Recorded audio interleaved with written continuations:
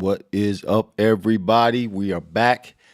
This is the Fryar Place. I'm the host, Irving Fryar, here at the Fryar Place where the conversations are fire. As you can see, I'm not in the base studio. We're actually out in Phoenix, well, somewhere outside of Phoenix, Arizona, representing, this week's game with the Eagles and the Cardinals. I'm out here with the Green Legion, set up in the hotel room. Don't want to disappoint all of you. We always want to make sure we stay consistent with you. We were traveling last Friday, so you didn't get a show from the Fryar Place. But 2 weeks ago, we were in Mexico. You saw our setup, our mobile setup there 2 weeks ago. So we're back in effect. Don't want to disappoint you all, and we're not going to disappoint you today. We have a great guest. What's going on, Rashida? Thanks for being with us today. I see two of you on right there at the beginning. Two of you. Who's the other one? Rashida made herself known. Who else is here with us? Y'all come on in the room, announce yourself, let us know that you're here. We're going to keep this thing live today. We're excited. You see, I got my Eagles hat on. I don't normally do this. You know that. I got my little Eagles Legends shirt on.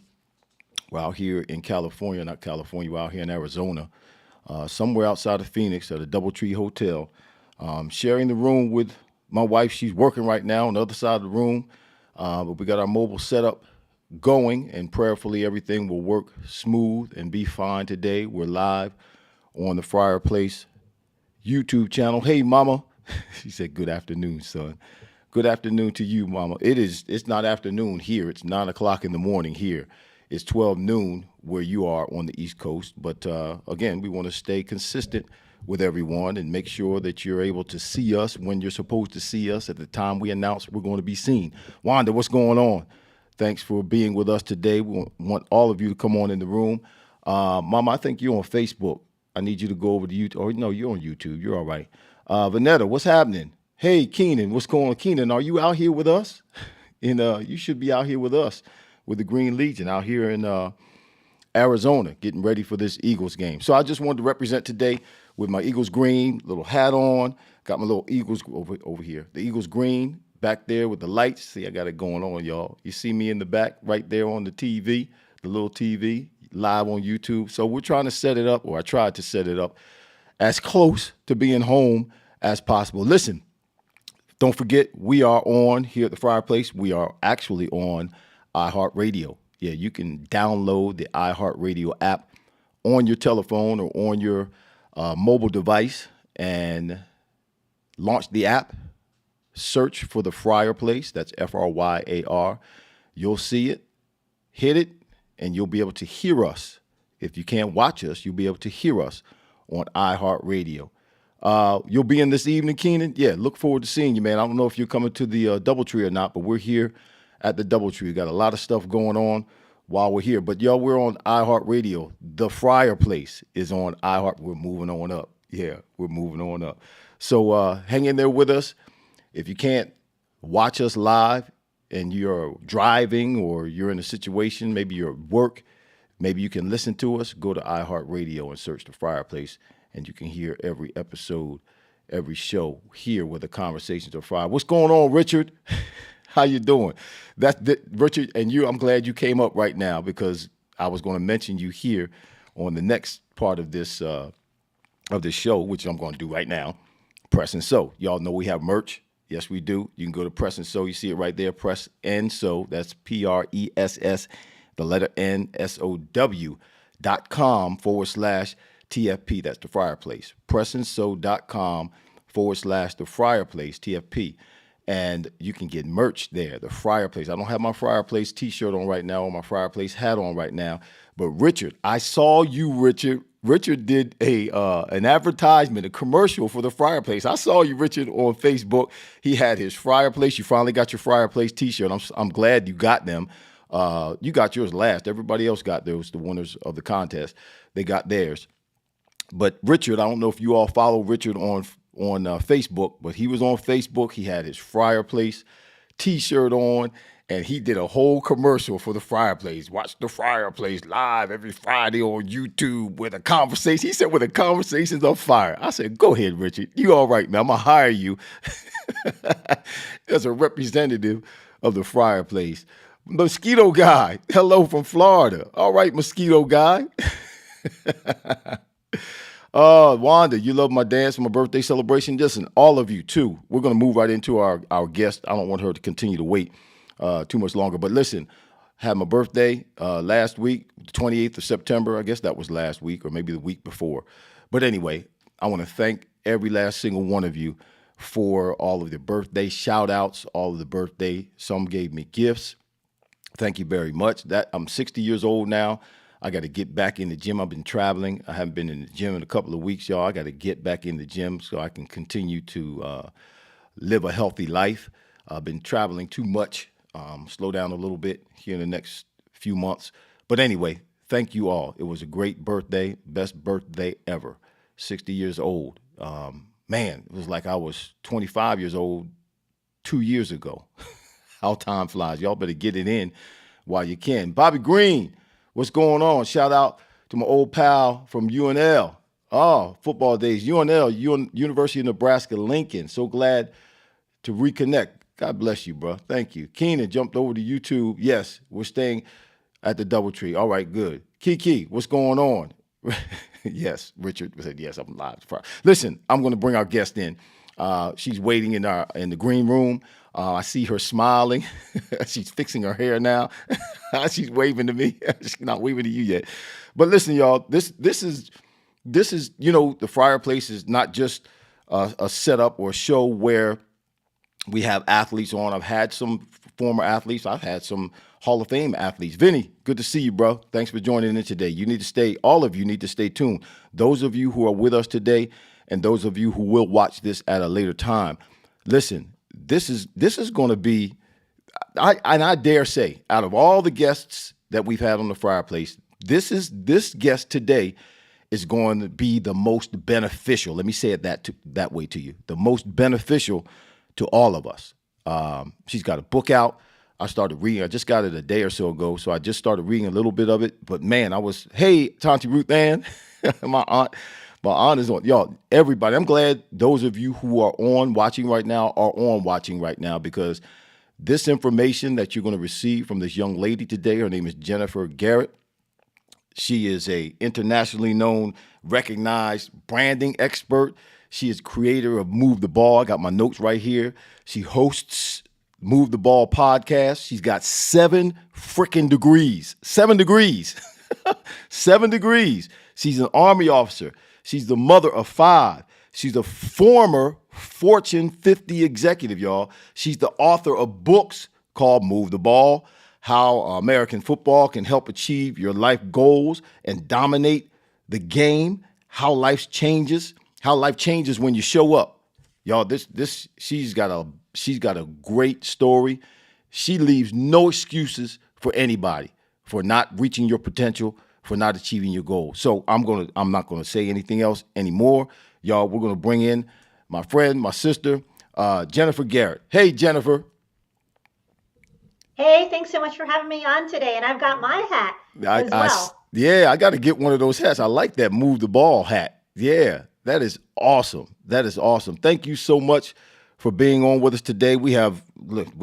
There's more than 10 people on right now, but there's 10 folk who have logged in and joined us live, and they'll be coming in even more so as we continue to move forward, as they hear your story. My gosh, I don't know where to start with you. I was on your podcast. I was on the Move the Ball podcast. We had a great time, but you've accomplished so much in your life, and you've done it. Watch this, y'all. She's done it through football, the game of football. She takes the game of football and she's able to see the game of football and take the principles and the challenges that come with that particular sport and apply that, not just with businesses, because you go around and you speak to businesses and you talk about teamwork and you talk about leadership, but it's not about business. It's not about necessarily a team of people. It's about the person. And you being able to take those principles and use those principles when it comes to football and apply them, particularly in this book right here called Move the Ball. Y'all need to get this book. I just started reading it and it's exciting. So talk to us a little bit about that. I got some stuff I want to ask you, but Tell us where that comes from. What started all of this? Yeah, a lot of people will ask me, Jen, how did you get into football? Did you grow up in a football family? Did your brothers play? Your dad coach? The answer is I don't have any brothers. I'm an only child. And my dad, he was a football fan, not a fanatic, but he was a fan. But my parents, we grew up in Chicago and they were Chicago Bears football fans. And so I watched football every weekend during the season with my parents. Fell in love with the game at a young age and was just fascinated by these third quarter, fourth quarter comebacks of what I saw on TV. Now, that doesn't always happen, but the fact that you could see a team be down by two, three, four touchdowns in the second half and come back and win, I just found that intriguing and I wanted to know more. So I became a student of the game and I really took away so many lessons on how you could apply these football strategies off the field to be successful. Not just the teamwork, the hard work, the discipline that everybody talks about, but it's also about, for example, recognizing the blitz. What does that mean off the field? So I analogize you to being the quarterback on your life's field, and you have to know who's on the field with you. You've got your team, but you've also got on the other side of the ball people or circumstances that are trying to limit your forward progress. And so I took these lessons away, the blitz, the blind side. There's other football terms that I've developed analogies for. How do you navigate through life? How do you tackle challenges? And how do you continue to make progress so that you can get across your personal goal line? Wow. I think we, to a certain extent, like when I started the church, the Lord told me to run the church because I asked God, I said, listen, I don't know anything about pastoring. I've been playing football for the past 17 years. And the Lord told me, run the church like a football team. So, you got your head coach, you got your assistant coaches, you got your trainers, you have your other assistants. You got the owner, God, obviously God is the owner, and then you got the players and the members of the church, obviously are the players and your deacons and your pastors and stuff like that are in the other positions. So I understood that, but that was about gaining success for the team. You're using these principles not just for the team, but to make sure people individually reach their goals and become the best you or the best me. I can be the best them they can be. And that's just awesome. It's a gift, I think, that you have to be able to, as I read some of the book, it's a gift that you have to be able to see so clearly these principles and take them and attach them to life's situations and circumstances. When did you start? Was that as a child when you started really getting these revelations, or did it come a little bit later? I think as a child, I started picking up on certain things. Was I connecting the term specifically to the lesson? Not necessarily, but picking up on just the lessons, not necessarily connecting, okay, like what does the blitz mean to you and how do you apply that to life? That was certainly as I continued to mature into adulthood. But there were just things that I picked up on by watching the game and figuring out, okay, how can I use these things that I'm learning and apply them to whatever circumstance I'm going through. I mean, we all have stories, we all have challenges, we all have things that we all have to overcome. You mentioned when you introduced me, I have 5 kids. I started having kids very young. I was a teenager, I was in college. And so a lot of single parents don't finish school. And, I was aware of that. And I was very determined to not be another part of the statistic. And so I used these lessons that football had taught me on how do I navigate through this circumstance and achieve that goal of going to college. Obviously, I've been to school for a long time, more so than most people, but I did it while working full time, raising a family. And it was football that was really kind of my core that helped me to continue to be able to excel. And I'll say I had a great family support system too. That was important. That was part of my team that I needed. But football really helped, in terms of like the mental challenges and how do you overcome things that you're going through. It was what I had learned from the game that really helped me in that regard. You said you went to school for a long time. You're like 20 years old. What do you mean? You're, you've been going to school for you just achieved a lot in a short period of time. And that's exactly where I want to go. I want to segue right into that before I'm going to ask you about some chapters in the book. I got about 1, 2, 3, 4, 5, 6 chapters underlined that I want you to talk about a little bit later on. But first, I want to talk about your determination. I want to talk about how the obstacles that you've had to overcome. And I mentioned it earlier, how you leave no excuse for anybody. A lot of people will make excuses. about why they are where they are in their life, or why they have not accomplished the things that they dreamed about in their life. But you did this. I mean, you got 7 degrees. Tell us what those 7 degrees are, because they're not just it's not a degree in reading. You got these highly technical degrees, and you did this as a single mother, which is incredible to me. Talk to us about your degrees and how that the challenges that came. How did you do that? You know, and balancing your children, making sure they got the attention they needed, making sure you were able to pay your bills, all of that played into your success and where you are right now. Yeah, and thank you for your kind words. So for me, I mentioned my family. I had a fantastic support system, which I would not have been able to achieve the goals in the time frame that I did had I not had wonderful parents that helped me with my kids as well. My 7 degrees, I have two undergrad bachelor of science degrees in electrical engineering and biomedical engineering. I have an MBA. I have a Juris Doctorate, so I have an attorney as well. I have a master's in communication and leadership. And then, if you are still crazy to go to school after law school, you can get what's called a Master of Law degree in LLM. I have not one, but two of those. One that is in tax, and the other one is in the title of it is called Business Transactions, but it's really about corporate formation, mergers and acquisitions, SEC regulations, those kind of things. Wow. I'm scared to talk to you. What is it that you don't know? What is it that you're not involved in? I mean, my goodness. And you got all of those degrees in how many years did it take you to get those degrees? Let's see. That's a great question. So my two engineering degrees I did in 4.5 years. My MBA took me 2 years. Law school was 4 years for me because it was part time. But then I did another degree in parallel. So I did two of them in 4 years, and then the two LLMs were three. So if you add all that up, that's a lot. And again, you did that as a single mother. Tell us how you balance that with your children, and I'm sure you didn't get it right all the time, but I mean, For sure. how were you able to accomplish all of that and still raise your kids?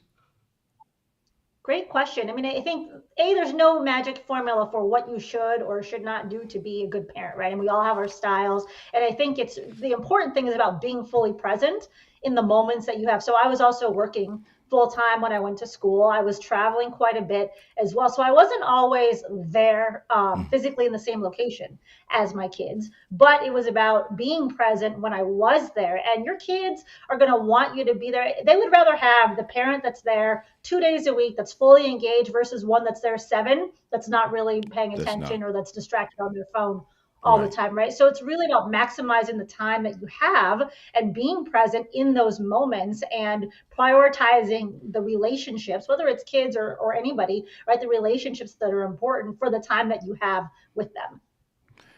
So did you sleep any during that time? I did. I did. I also had all of my kids were born while I was in school, by the way. But How did yeah, that happen? yeah. But for me, I mean, I'm human. Like you can only do so much. You get tired, and so I mean, there were times I was working full time. When I went to law school, I would drive an hour after work to school. I'd be in school for 4 hours. I'd drive an hour home. Very demanding degree program. So there were some days I would drive to law school. We'd start at 6 p.m. and class would go from 6 to 8 and then 8:10 to 10:10. Well, I knew that there would be a break at 7 o'clock from that first class. So sometimes I was so tired, I would sleep in the parking lot that first hour because I was just so exhausted. But Right. sometimes you have to do that, I mean, you have to recharge. And you know what? This is what I say: do it while you're young, while you can do it, because when you get older, you can't do things like that. It's a little bit Right. late. It's not that you can't accomplish later on in life, but when you're hustling like that, trying to you know be the best you can and get as much as you can, you got to do that while you're young. What's going on, Troy? Thanks for joining us today. We told you people are coming in, coming in. Listen, anybody, if you have any questions for Jennifer as we talk, just throw a Q and a semicolon in front of your question, and I'll know it's a question. That way I can address it, okay? And we'll throw it up on the screen, and Jennifer will address it. You were an executive in a Fortune 50 company, and Mhm. you decided to let that go and pursue your dreams, do your thing. Talk to me about that. What that I mean, that takes a lot of guts. That takes a lot of confidence. Some people would say you're crazy for doing They something say like that that. for a lot of reasons. Yeah, having a solid job like that, and probably working on a pension, all of that kind of stuff. If you're in that kind of mindset, but then you dropped out of that to do your own thing. What prompted that? And we know how it went, but what prompted that? And what were some of your concerns or maybe some of your fears in making that decision? Great question. So I always thought that I was going to be a Fortune 500, Fortune 100 employee. My goal was to climb the corporate ladder and be a Fortune 500 CEO. That was the plan. In 2017, no, 2016, I got a call that changed that, or I should say, I did not answer a call that kind of changed my trajectory. So I'm living in Grand Rapids, Michigan at the time, and my phone rings, and I look, and I'm like, oh, it's my mom. I'm too busy. I will call her back later. Well, that phone call, she was trying to reach me to let me know my dad had passed away. Very unexpectedly, he had not been sick, so there was no warning that he might pass.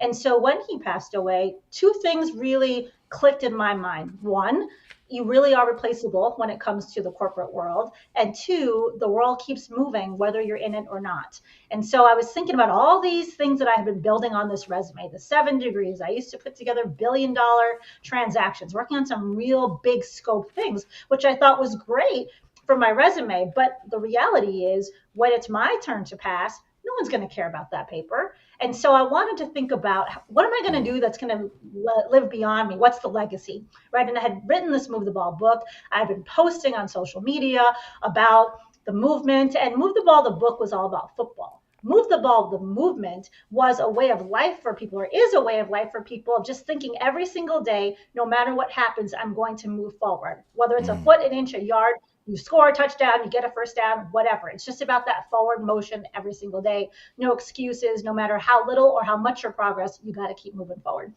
And so people had started posting on social media and shared how they had moved the ball today. mm-hmm. And I thought, that's the thing. People are gravitating towards this concept. That's what my legacy is meant to be.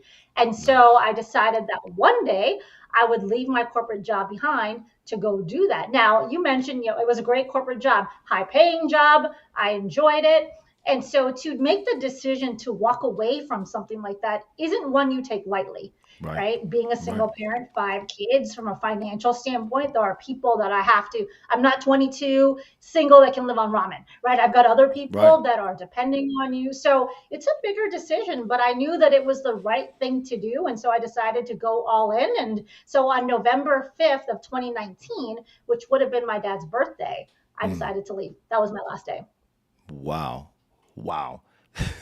Does it take something dramatic or something serious to happen in our lives for us to be shaken and to move in a different direction, or to move in a direction that maybe is a risk taking direction, but it's most beneficial for for our lives? Have you found that to be the case in most instances when people make that shift in their lives? Is it out of the result of something big happening? Sometimes it doesn't have to be. Usually, for a lot of people, it is. That's when they have this epiphany, right? It's time to go make a shift, but it doesn't Right. need to be. I mean, even with my Move the Ball book as an example, how I wrote that book, I was at a Chicago Bears Green Bay Packers game in 2011. It was the NFC Championship game, and it was 17-degree weather, so super cold, freezing our butts off. And in typical Bears fashion, they were losing, but they were not out of it yet. And so it was fourth quarter. The Bears have the ball. They're driving down the field, and it was fourth down. Again, not typical Bears fashion. They have to convert on a fourth down. Right. And so Lovie Smith, coach, took timeout. In that moment, I started thinking about how we have fourth down moments in our own lives. And we need to Mm, think about, are we going to go for it? Are we going to punt? Like, what are we going to do as a result of that moment? So that's for good. me, when I thought about that, that's when I got the inspiration to write the book. I'm like, I'm going to write about all these things that football has taught me. Was that some grandiose thing that happened? No, right? It was No. just the Bears took a timeout and I thought about it. So it doesn't always have to be something significant or large for us to have these thoughts of, oh, it's time to make a change or time to do something different. Right, right. And when they are large, or when there are something happens in our lives, we have to be careful if it's something dramatic, like a loved one passing away, that we don't move or make a decision based on emotions, because a lot of times in those Yeah. situations our emotions will take over, and we find ourselves doing things or making decisions or moving in a direction that's not beneficial to us. So yeah, there's some reasoning that's got to and some weighing the cost that has to take place. I love the name of this book. Troy Oglesby is asking. Troy, what's going on? Stu, good to see you today. FMOF. I don't know who that is. They say good afternoon, Pastor. Who's FMOF? I don't know. Becky Masters, what's going on? Here's the book right here, Troy. It's called Move the Ball. All right? Move the Ball. Jennifer Garrett, everybody who's listening right now, you need to get this book. This book is I mean, I've just started reading the beginning of it, the first 10 pages or so, and I'm like on the edge of my seat. It's amazing. It is amazing. This is a book that will benefit your life, that will help you and inspire you to, if you have not reached your goals, if you have dreams that you have yet to fulfill, this book will help you get there. Trust me, this book will help you get there. I want to read something from it real quick. You didn't know I was going to do that. I want to read something, and then I'm going to ask you about some of the chapters, because we're about halfway through the show, and I want to give you time to explain, and that will obviously help some of those who are watching who are going to get this book, because I know they are. They're going to get this book. It will help them to get a little more clarity about what it's all about. It says this in the introduction. This book differs from other sports-related books because it's not about your business or your career. It's about you, the whole person. I love that. It looks at you, the individual, in ways that speak to the core of you, of who you are. I think that's what it's supposed to say. In ways that speaks to the core of you, are who you are. I think there's supposed to be who in there. Oh, thank you. Yeah. Okay. You're Good. welcome. You're welcome. I just noticed that. I didn't read it like that earlier when I was reading it to myself. It will challenge you to find your identity and your vision. That's the Bible. I always correlate everything. I go back to biblical principles. This whole book is about what the Apostle Paul talked about when Paul said, the one thing that I do. Now, there was a lot of things that Paul would probably can be synonymized with you. He was very smart. He was very accomplished, just like you. He was very focused, just like you. But he said, the one thing that I do is I forget the things that are behind me and I press forward towards the mark of the high calling in Christ Jesus. In other words, Paul's saying, I move the ball. I move the Yeah. ball. And then the Bible also tells us, without vision, people perish. Where there's no vision, we perish. We're destroyed. We fall apart. We become insignificant. We've got to have a target to work towards. So there's some chapters. There's 26 chapters in this book. I want you to talk about that purposefully. There's 26 chapters, and I'll let you explain that. Yeah, so I have 5 kids, as we talked about, 4 girls, 1 boy. That 1 boy played football, and his jersey number was 26 on his high school football team. And so when I like to do things with a purpose behind them, and so I purposefully or intentionally crafted the book to have 26 chapters as a dedication to him as well. That's good. That's good. I want to ask you about some chapters in this book. I was looking at it. And Kamani, thanks for being on today. Told you we got a lot of readers today. Listen, if anybody has any questions after this segment, listen, you're probably going to have some questions. But if anybody has any questions for Jennifer, please, again, throw a Q, semicolon, and write your question. And I'll know it. That way it'll draw my attention to your question, and I'll throw it up. And the expert, Jennifer, 7 degrees, mom, single mom, 5 kids, the worker, the beast. She'll answer your questions for you. Woo! So chapter number 3, you've got 26 chapters, but chapter number 3, the title of chapter number 3 is, Are You With Me? Talk about chapter number 3. That's how we're going to do this. Are you with me? Yeah, I like that because, as you know, playing football, winning is not just about you, it involves the whole team, right? It's not just the players. You've got the coaches, you've got the staff, you've got your families. Everybody is with you to help you to be successful and to move the ball. So, the way this chapter came to be was I was walking into a football meeting at my son's high school, and the coach had asked everyone in the audience, he's like, "Are you with me?" And he talked about how much of a sacrifice it was going to be this season, and he needed everybody on board, the parents, the families, not just the players. And that's so true in life too. We need people. It takes a team to move the ball. So you need to know who is with you and who is not, who's willing to help you make progress, who's willing to help you open doors, for example, cheer you on, be a cheerleader. You need to know, are the people in your circle with you or are they not? And so that's what that chapter is about. And sometimes not all the time, but sometimes we think, or it looks like, or it sounds like, or it appears to be that certain people are with us, and later on we find out that they're not. So there's an aspect to that. You know, your works do follow you. Your works, actions, or speak louder than words, I should say. Actions speak louder than words, and that's more so not someone telling you that they're with you, but showing you that they're with you. I try to create a mindset with the members in the church, and I address them and I tell them, listen, we need to take on this motto, this slogan, that if it's going to be, it's up to me. Not just up to the pastor, not just up to the deacons, not just up to the elders, but each and every one of us individually. It's your responsibility to fill that seat next to you. If it's going to be, it's up to me. And if it doesn't happen, then that's because I didn't do my part. I didn't do my job. People could not count on me. People could not depend on me. And I wasn't a part of the team. Are you with me? So chapter number 4 says, drop the dead. I love this. Drop the dead weight. And this is not talking about, I don't think this is talking about, I didn't read it, but I don't think this is talking about weight on your body. Or Right. is it? No, Maybe it is. no. Drop the dead weight. What does dead weight talk about?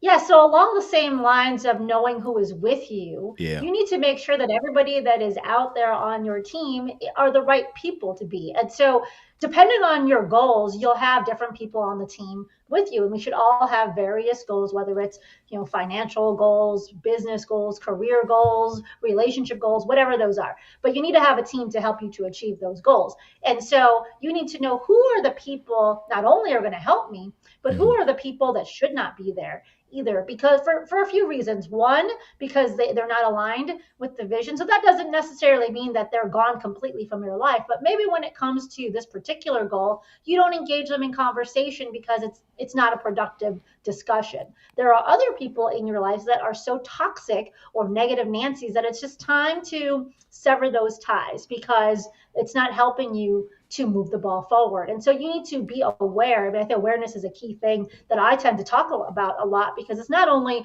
being self-aware and having the clarity and understanding what your vision and your purpose is, it's also being aware of the players that are out there with you, who should be on the field, who should not, who should you bench, who should you put on the sideline, and who should be completely removed from the Yeah. stadium because it's just not a productive relationship.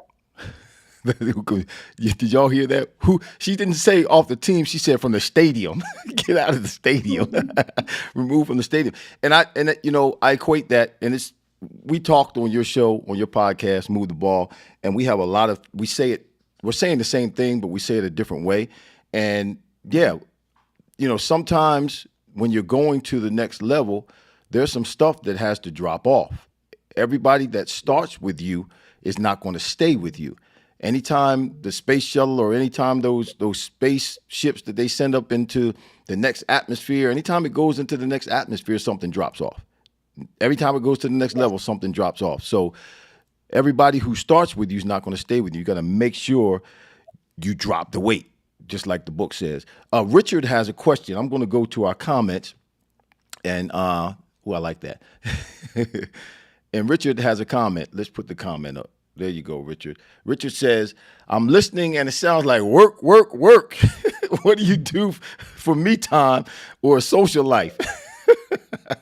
Great question, Richard. So for me, I'm a football girl. So I love to, on the weekends, I'll watch football, both college football, NFL football. So every weekend during the season, that's where I'll be watching football. Yeah, I do think it's important to have, life is not just about the hustle and the grind. It's also about taking the me time, being able to rest, recharge, rejuvenate, reset.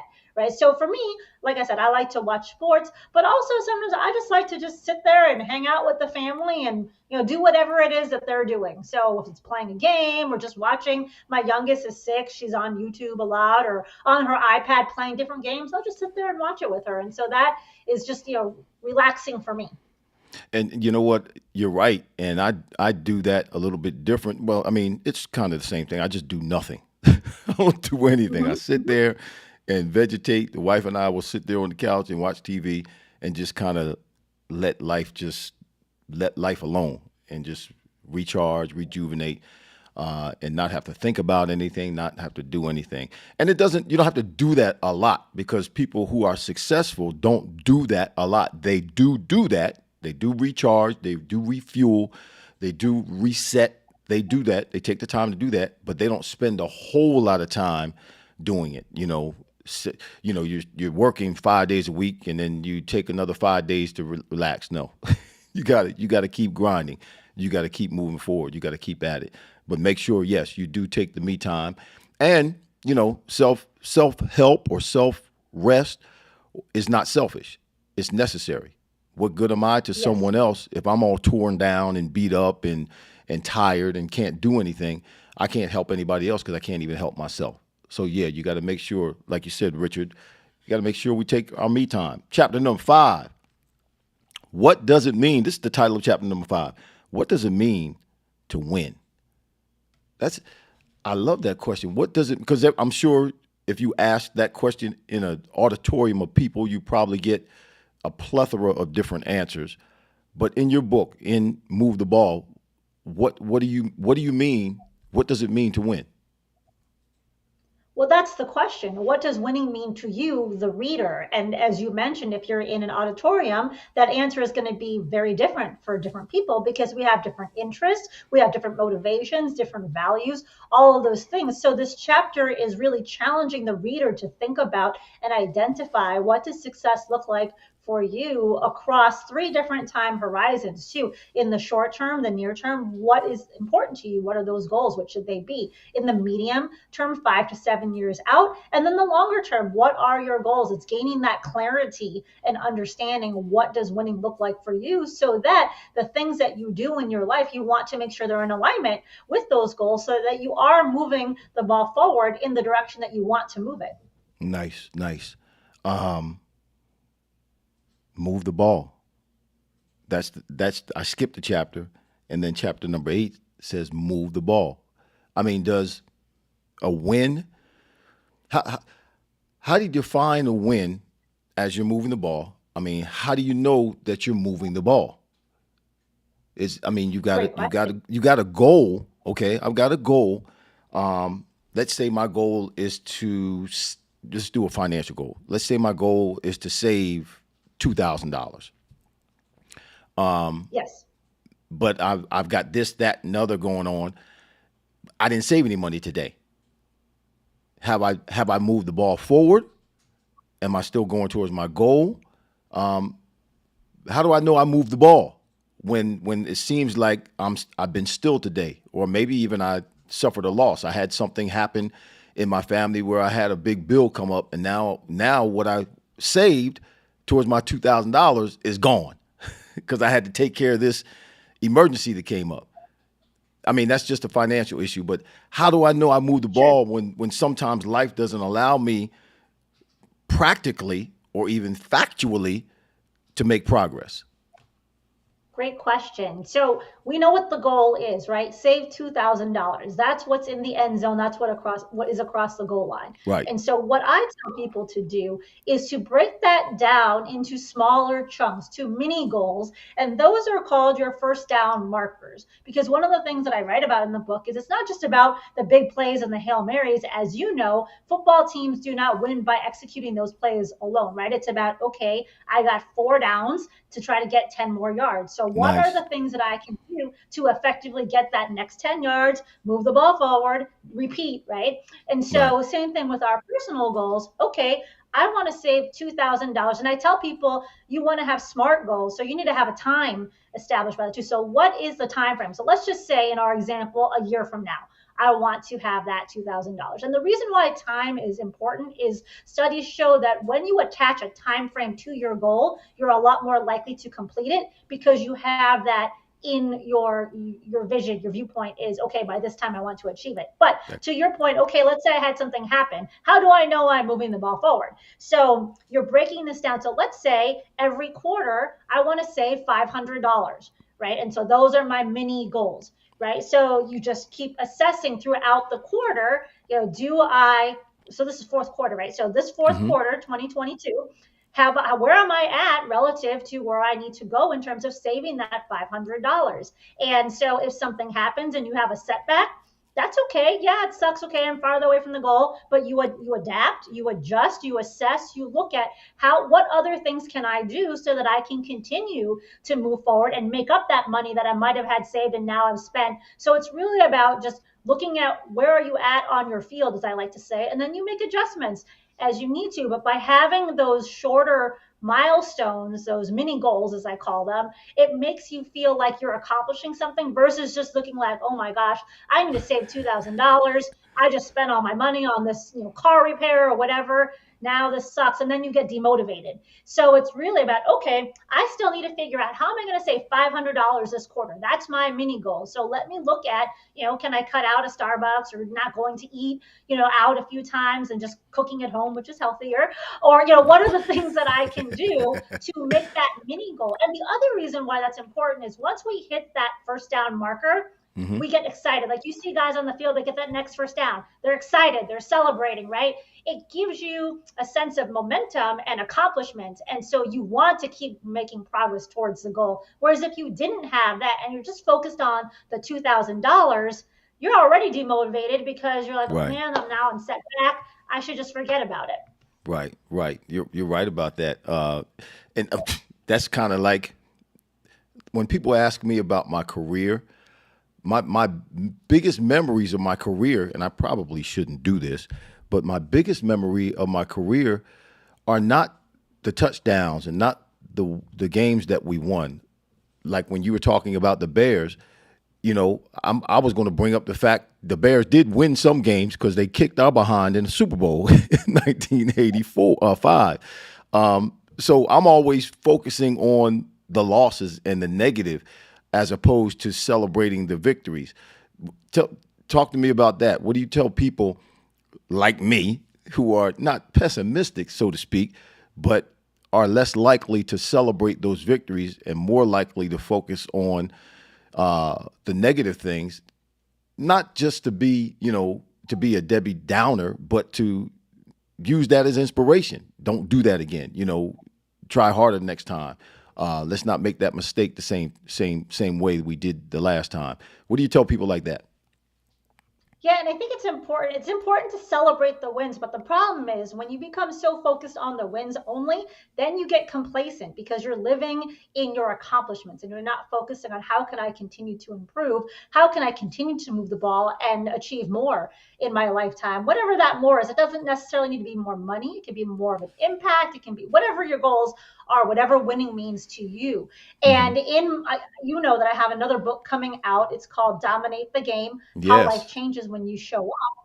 In that book, there's a chapter called Never Take a Loss. And so it's all about those experiences where we did not get the outcome that we wanted.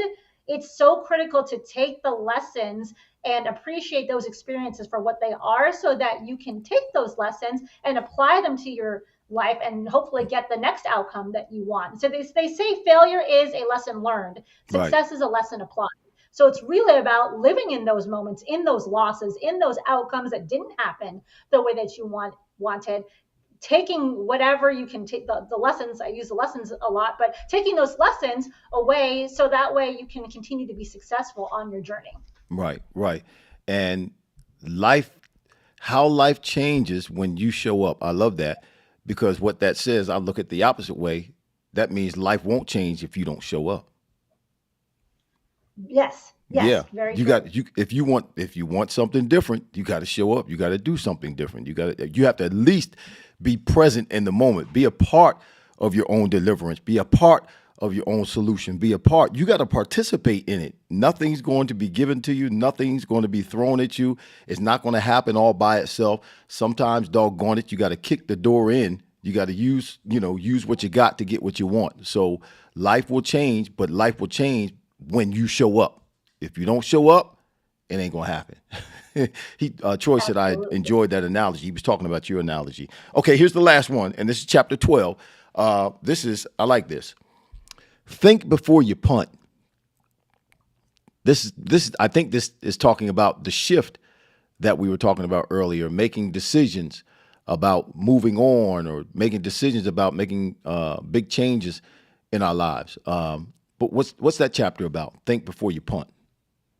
Absolutely. Too often when we have an outcome that isn't what we want, it's easy for us to say, oh, that didn't work. I'm going to go do something different. And we punt, right? We focus on something else.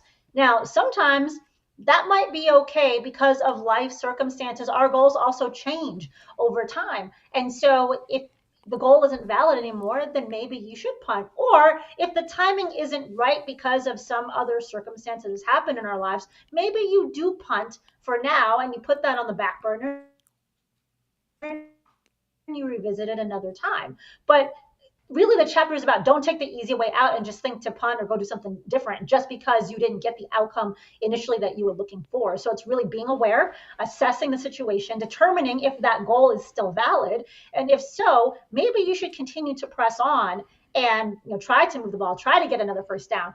So the chapter is really just a reminder on, hey, let's take a hard look at this, let's critically assess the situation and then decide versus just emotionally reacting and quitting and doing something different.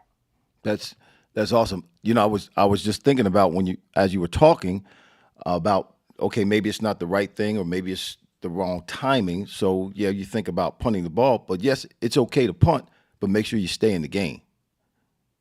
It's okay to Yes. punt, but make sure you stay active. Make sure you stay connected. Make sure you stay focused as you continue to, do whatever it is you're going to do on the defensive side after you punted the ball. Um, Jennifer, your book is awesome. You're awesome. Where can people find you? Where can they reach you? Are Yeah, you on great social? question. So if you You're on social media somewhere? I know you are, but I just want you to tell everybody. I am. So if you just do a Google search and you type in the words move the ball, you will find me on pretty much any platform because a lot of things I talk about are about how we move the ball in different circumstances. I also have my new book coming out, Dominate the Game. So if you go to dominateandmove.com, you can go take a look, read a little bit more about that book. And also, I'm doing pre orders right now for that so people can get a copy. I sign all the pre orders, and I also have a bonus gift that I'm throwing in for people, another book, a 30-day planner that I have. So go to dominateandmove.com, or you can go to my website, which is getinsidethehuddle.com, and you can learn more about me and my background and would love to hear from you. So, reach out, let me know how you're doing, what you think. If I can help you move the ball, always love helping other people. Get inside the huddle. Get it, boy. That's where the information is given. That's where it's intimate. That's where you get close. That's where the teammates become unified and rejuvenated inside the huddle. That's where all the pep talks take. Oh boy, you got me going. So are you traveling the country? Are you speaking? How are you getting the message out other than electronically and virtually through modern technology? Yeah, I was traveling a lot earlier this summer. And so since my kids are back in school now, I'm not traveling as much. I do have some speaking events here and there. And then you and I will also be together later this year in December Yep. in Kansas for the School of Stars Academy banquet. So I'm excited I'll have for your book that. But memorized. what I'll have your book right memorized by then. Okay, good.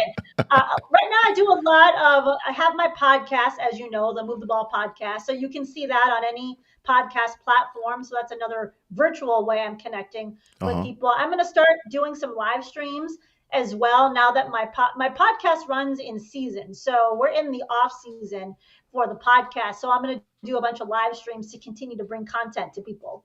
Okay. Okay. We're going to talk a little bit later on about Move the Ball being a regular on the Fryar Place, if that's something that you might be interested in. I'd like to stay connected with you and see if we can't create a synergy where people can look forward to seeing Move the Ball as a guest, as a podcast guest on the Fireplace. So that's awesome. So let me give you one more question because we're almost done and almost out of time, and I want to respect your time. And people are still logging in. If you have a question, if you've been listening, you have a question for Jennifer, please throw a Q up, semicolon, and write your question, and we'll have her address it. But what is? I mean, there's a lot of information here. Again, Move the Ball by Jennifer Garrett. Yo, that's what it looks like. It's got that play on the front of the book. Got the football on the front of the book. Got her name down at the bottom. Jennifer A. Garrett. It's awesome. Get this book. It will help you in your life. Even if you don't decide to apply what's in this book, just reading it's going to make you feel better in and of itself. Just reading it's going to make you feel better. I can't see anyone reading this book, picking it up, opening it, and reading it and digesting this information and not doing something about it. But even if you don't do anything about it, what you read in this book will make you feel better about who you are, make you feel better about life. And that's if nothing else we don't do. If we do that in our lives, we've done what we're supposed to do. So before you go, I want you to give us your message. When you're standing in front of people and you got all this going on, all that you've been through, all that you've accomplished, all that you've done, all the places you've been, all the people you've encountered, just like the Apostle Paul when he said, the one thing that I do is I forget all that stuff that's behind me and I press forward.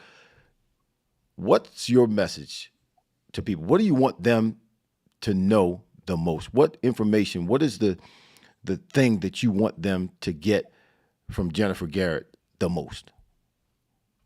Great question. So for me, it's all about we all deserve to be happy. We all deserve to live the life that we want. And too many people, they don't think of themselves like that because they look at their situation and they don't think that they deserve more, they should have more, they don't have that confidence. So I think it's important for everyone to know that you do deserve to have everything that you want out of life. So it's just a matter of figuring out, getting that clarity. What are those things? And then figuring out how are you going to move the ball every single day. We all have different circumstances. We all have different situations. We all have different timelines. But if we keep moving forward every single day and doing that consistently, then we are going to move the ball and we are going to get across the goal line. In my new book, there's a chapter called Manage the Game Clock. And really that's about thinking about you got 1,440 minutes every single day. So how are you managing your time? Are you doing things that are helping you to move forward or are you not? And so I want to challenge everyone to think about how are you showing up every day? What are you prioritizing? Are you prioritizing the right things to help get you closer to where you want to be? And if you're not, well, then you already know the answer. Adjustments are in order. Wow. Wow. I got one more thing before you go, and that's a great answer. That's inspirational. It is, and it's realistic. I mean, what you're talking about is not some fantasy. It's not an ideal world, or you're creating something that's unrealistic. No, what you're talking about are facts. It's reality. And it's controlled by us. We have our hands on it, and we can determine how things go by what we do and actually how we think. You talked about reaching the goal, and it came to my mind in football.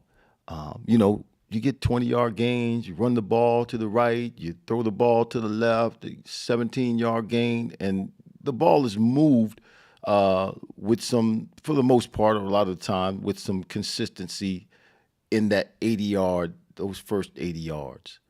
But then when you get to the red zone, what they call the red zone, the last 20 yards, and even when you get a little bit closer than that, things tighten up.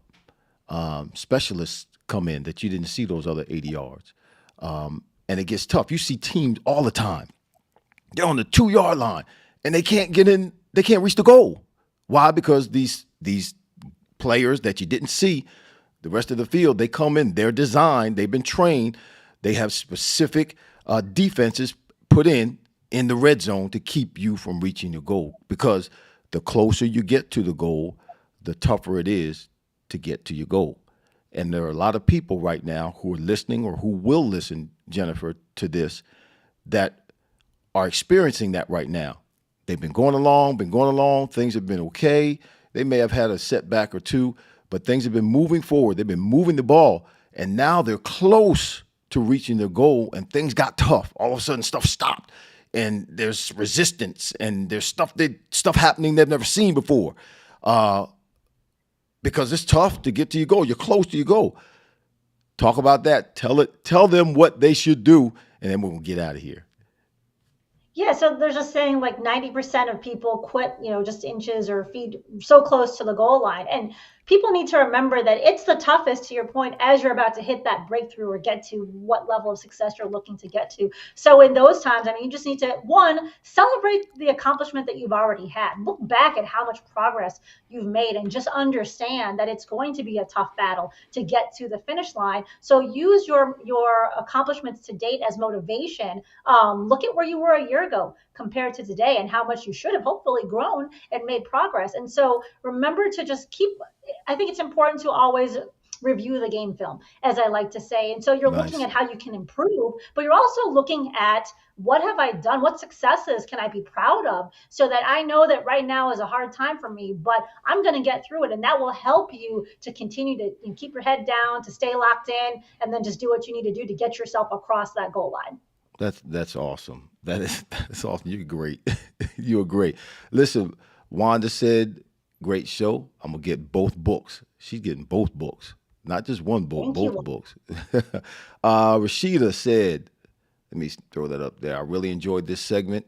Um, you got this. Vinny said, you got this. I guess that's the thought when we get to the goal and we start having adversity. He said, you got this. Oakman, great show, Irving. Listen, I have a great guest. The guests make the show.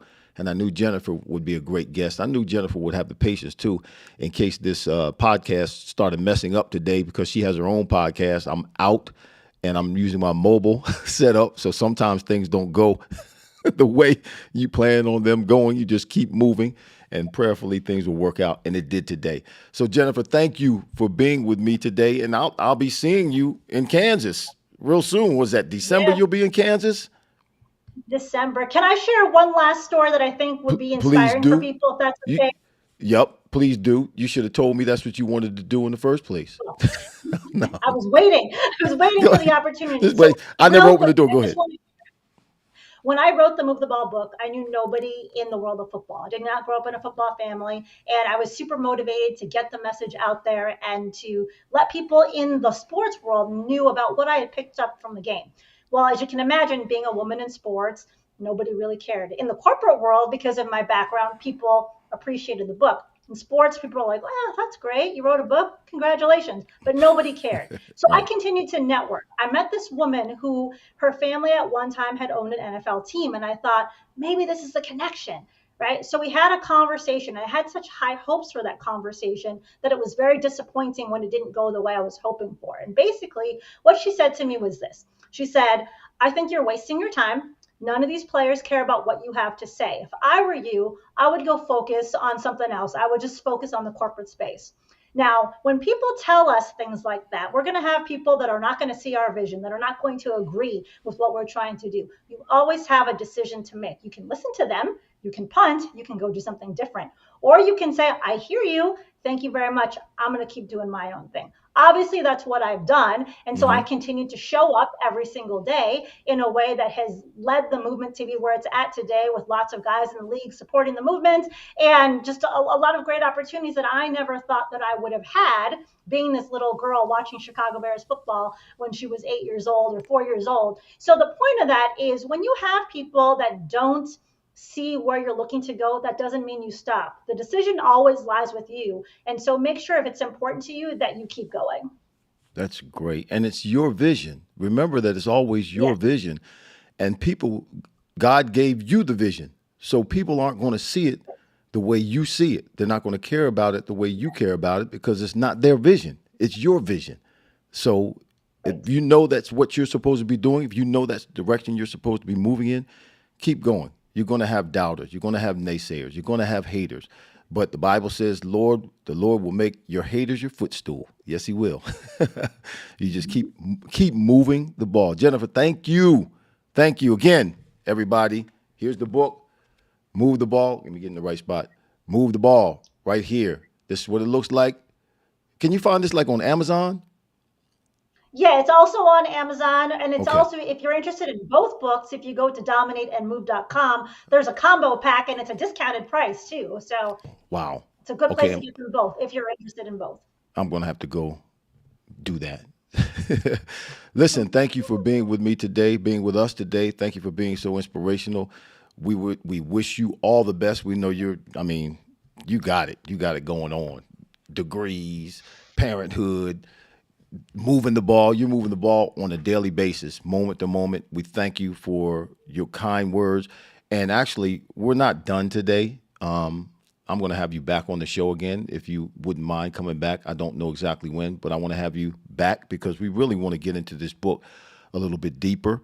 And the next book you're writing as well. We want to make sure we tout that and make sure everybody gets the information that they need to become the best person that they can become from Jennifer A. Garrett's perspective. Thank you. Thank you. Thank you. Thank And you. enjoy the rest of your day. And I'll see you soon. All right. Good. Thank you so much. Appreciate coming on today. It's been great. All right, Jennifer. We'll talk to you soon. God bless. All right, y'all. That was our guest for today. Jennifer's awesome. Jennifer Garrett. I mean, can you imagine that? Can you imagine that? 7 degrees, moving out of corporate America, working for a Fortune 50 company, an executive, great salary, 5 children, making the decision to move out, step out on her own, to follow her dream. Look at her. She's successful right now, doing her thing, helping people all across the world, helping to motivate them, creating positive perceptions in people who are walking around lost and not fulfilling their dreams or not becoming or being the people that God created them to be in terms of the goals that God has set for each and every one of us to accomplish in our lives. That's what life is all about. It's about helping someone along the way. We're all in this together. And if we can help somebody, there's an old song that says, if I can help somebody along the way, then my living will not be in vain. So, we want to thank Jennifer for being with us today. We want to thank all of you who joined in. We're live, mobile setup. Hopefully it looks good and it sounds good. I mean, it's not optimum. I'm not at the Fryar Place in my studio or in the studio in New Jersey. I tried to make it look as good as possible with the lights. We are in Arizona, somewhere just outside of Phoenix. We landed Phoenix Airport, and we are at the DoubleTree Hotel. I think we're in Tempe, somewhere like Tempe or something like that. I saw a couple of signs that said Tempe. But got my Eagles green on. Y'all, we're getting ready. Got my Eagles hat on. We're getting ready for the battle against the Cardinals coming this Sunday. I'm going to be out here working with the Green Legion. That's why I'm out here working with the Green Legion. But I also have my mobile set up because I don't want to have weeks go by and we not have a show. So thank you all for joining us today. Oh, here's what I want to do. I thought about this a couple of weeks ago when we were in Mexico. Y'all stay with me. Thank you, Keenan. Keenan said, looks great, sounds great. Thank you. Thank you. I'm doing the best that I can. I think I'm going to change my cameras up in my mobile setup and get some kind of different poles because you kind of see the light. I don't want that to happen. You guys don't necessarily notice that, but for those of us who are podcasters, you shouldn't be able to see those lights in my glasses. So I need to get that light higher. So I got to get a different pole for that. But anyway, here's what I'm thinking about, and I'd like to get your response. You are the audience, you are the subscribers, and you'll be able to help me make a better decision. So I want to do some analytics here, if I can, a little analytics. 2 weeks ago, we did a show on Saturday morning.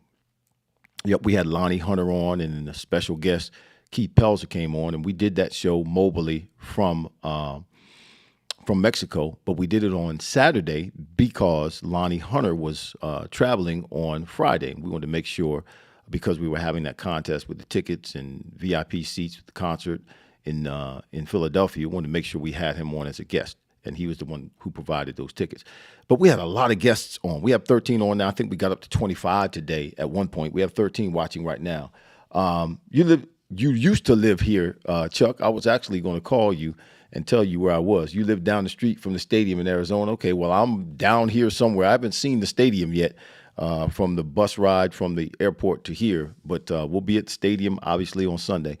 So what I'm thinking about, because we had a great turnout live on that Saturday show at 12 noon, what do you all think about? Just give me your comments. You can do it now or you can do it later. What do you think about changing the show from being live, Fryar Place?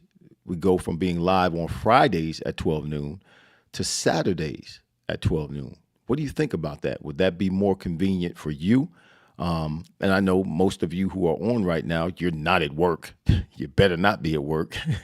But that's why we're on iHeartRadio, because we want to make sure those who cannot watch us live on Fridays and interact with us on Fridays, you can go to iHeartRadio, or you can go to the YouTube channel here, the Fryar Place YouTube channel, and watch it at a later time. You can go to iHeartRadio and listen to it at a later time. But that's why we're on iHeartRadio. But what do you think? Should we stay Fridays at 12 noon, or should we move to Saturdays at 12 noon? Now, we're going to be interacting and connecting with some bigger platforms in terms of YouTube. There's a venture group from the NFL Players Association that I'm talking to that has almost like a Netflix, where they've got different former players' YouTube channels within that channel. So we're going to be connecting to some larger platforms. We're going to be creating some guests, just like we talked about. Move the ball, maybe move the ball if Jennifer decides to come along and be a part of the Fryar Place. We'll have her in on at normal times, scheduled times, and you'll know that. Again, we'll talk to Dr. Tanya Tinsley. Talk with Tanya. We're talking about having her show on a regular basis, and then also my friend Marty that I met out in Mexico when he gets his gig up and running. Marty's Menu. Those of you who like cooking, will have him on the show on a regular basis as one of the guests scheduled to be on the Fryar Place. So I will watch Friday or Saturday. Okay, Wanda said I'll watch Friday. And I know for probably most of you it doesn't matter Friday or Saturday. Vanetta says Friday. Okay, Vanetta, thank you. Anybody else who's watching? There's 13 apparently still on right now. I'm getting ready to get out of here because it is it's 1 o'clock where you are. It is 10 o'clock, 10:09 here in Arizona. My frame of time is off because we landed yesterday and had to get this thing set up, and man, it was crazy. But anyway, y'all let me know. I'll tell you what you do. Email me at the Fryar Place, thefryarplace@gmail.com. The Fryar Place. Stay on Friday, Richard said. Okay, Richard, are you telling me is that an order? Richard said, stay on Friday. All right.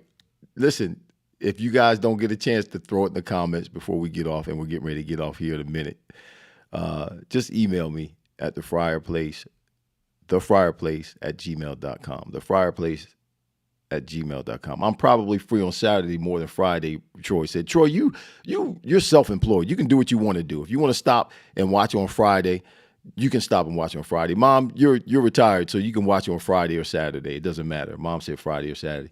Even though I will watch Richard said I'll watch either day. Okay, usually work Friday, but I get a lunch break, Keenan said. Okay, and that's what I was thinking in terms of when the Lord led me to have this podcast come live on Fridays, was that during lunch periods or lunch breaks, those of us working on Fridays, which, most of us who work on Fridays are trying to hurry up and get out of work on Fridays. We take those lunch breaks a little bit longer than normal, that people would be watching the Fryar Place on their lunch break. They would make that a habit, hopefully.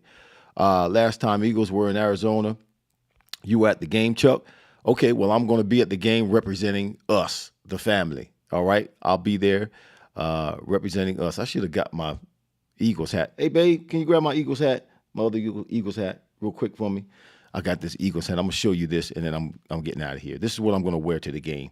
All right, y'all ain't seen this, but this thing is hot. Hopefully, you can see my face after I put it on. But y'all, yeah, throw it in the comments or Fryar Place. Thank you, babe. She walking, making sure y'all don't see her. So this is my bam. Y'all see that? Let me see. I got it on crooked. Okay. Y'all can't see my face now. Check that out. That's my Eagles hat. Yeah. I know Buffalo is your team, Richard, but man, guess what? I am slowly but surely becoming an Eagles fan. I surely am. I was an Eagles hater. Rock that hat. Yes, I'm rocking the hat. I'm wearing this to the game. What? And I was in the airport walking the other day, and people were looking at me like they crazy. I said, why are people looking at me like that? Because I got this hat on. Yeah. Richard said, not that you all don't know, but I love my pastor. I love you too, bro. And, it might be the Eagles and Buffalo in the Super Bowl. Won't that be something? Yeah. All right. I'm out of here, y'all. We'll be back next week. We should be in the studio next week, back home. Yeah, we're not traveling next week. We'll be back home at the Fryar Place. Want all of you to hang in there. Make sure you get plenty of football this weekend. Stay healthy. COVID is still real, y'all. Don't be stupid. All right? Take care of yourself. Take care of those around you. We'll see you next week here at the Fryar Place, where the conversations are fire. Again, we want to thank Jennifer Garrett for being with us today. She was a great guest. Y'all move the ball. Keep the ball moving. Make progress every day. Love y'all. See y'all next week.